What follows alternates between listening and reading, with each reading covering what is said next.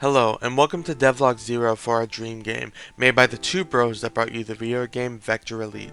The fact that you probably have no idea what game that is tells us how much we still have to learn about game development. Now, we're shifting gears and working on what we like to think of as our dream game.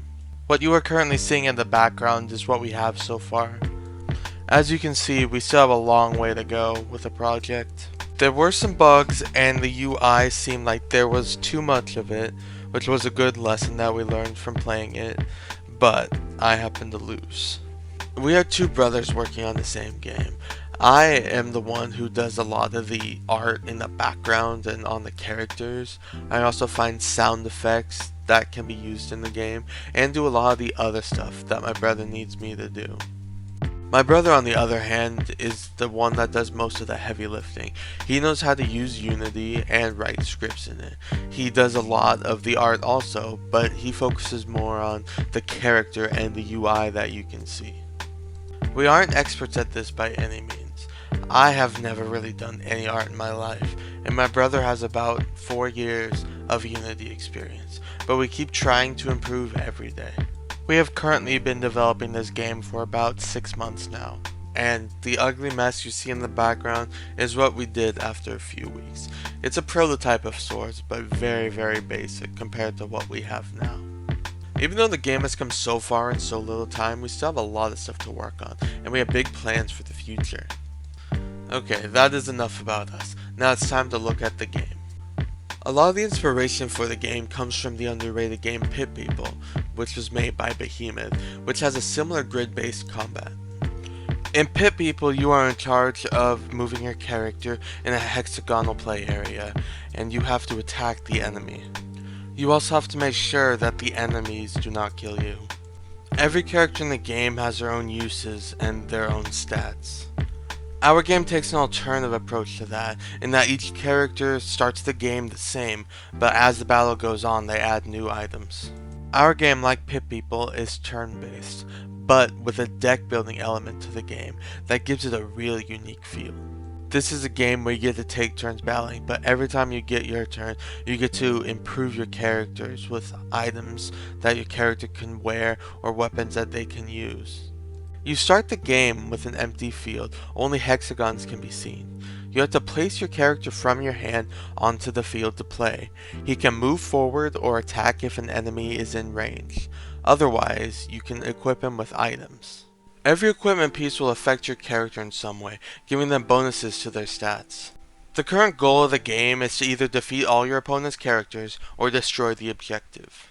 Currently, as a placeholder, we have a sprite of a boulder. We want players to be able to build their own decks and to theorycraft their own unique playing style.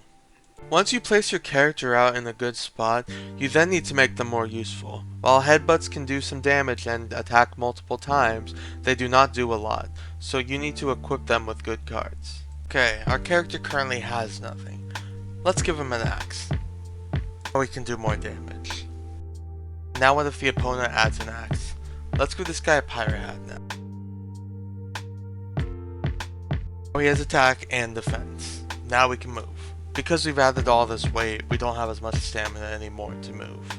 The character's damage is determined by their damage stat, but there are other factors at play. For example, your character might deal a critical attack, which is affected by the crit chance.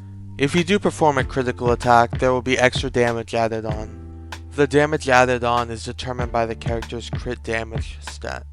There are other things that can factor into the damage of an attack, like piercing, which can go through an opponent's armor. All of these stats can be added to or taken away from by equipping new pieces of armor or weapons.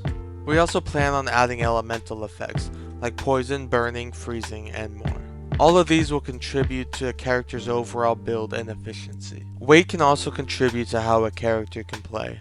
Most items you equip will affect a character's weight. Once you have accumulated a certain amount of weight, your stamina will lower. This will lower the amount of spaces your character can move. You can equip your character with the best and tankiest items, but doing this will make your character more burdened and less useful for moving around the map and attacking.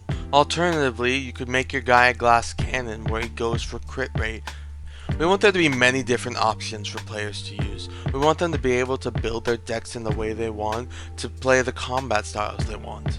There are a lot of playstyles, and it is up to you to theorycraft what could possibly be best for you. The game seems to be coming together pretty well. All these systems are working well together, and the game's starting to feel pretty unique. There are 5 equipment slots you can equip your character. There are 3 armor pieces that you can have equipped to your character: the leggings, the chest piece, and the helmet. When you equip something to your main hand, it can have a bonus like bleed or piercing. You can have a ranged or a melee weapon, and every weapon will either be a one-handed weapon or a two-handed weapon. A two-handed weapon will pack more of a punch, but if you equip a two-hand item, it'll take away your option for an offhand item. An offhand item could be like a shield or something that adds new possibilities. We currently do not have that many items in the game yet. That's why in the background we have mostly hats and weapons equipped. But that will be easy to fix, we just have to spend more time doing art. Before we do the art, we want to make sure the gameplay is good and fun. After that, then we can focus on the art. We still have not decided on a lot of the stuff we're going to do with these items, so if you have any ideas, please leave them in the comments. We are going to have character customization in the game, and we want you to be able to design your 5 characters. We want you to be able to design each character uniquely. Of course, when you change the gear piece of your character, it will change the look of your character. However, we want you to be able to make character customization before you get into the game. We want each of your characters to have their own unique look. We have our eyes, for example. They're the default eyes we currently use. This is an example of a different type of eye that we might use. We plan to have many different eyes, mouths, and other body parts. We want you to be able to customize your character however you see fit. We have a deck building system in the game. You will be able to add and select cards and have up to 3 of the same. Right now you can have up to 30 cards in your deck. There are multiple different types of cards in the game.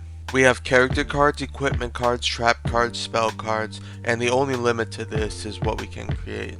The plan is for you to be able to unlock more cards through challenges and in-game achievements. When we finally release the game, we're planning on having both offline and online modes. A basic multiplayer is working for the game right now, but there is still a lot to figure out. As for the single player, we still are in the beginning of developing that. My brother and I are still new to making videos, so bear with us through any rough spots. Our goal currently is to try to put out a new devlog or an update regularly. Currently my brother's in the process of working on Devlog 1. In that one he plans to document a step-by-step description of the changes he's making. If you're interested in what we have and want to see future updates and videos, then consider hitting the subscribe button.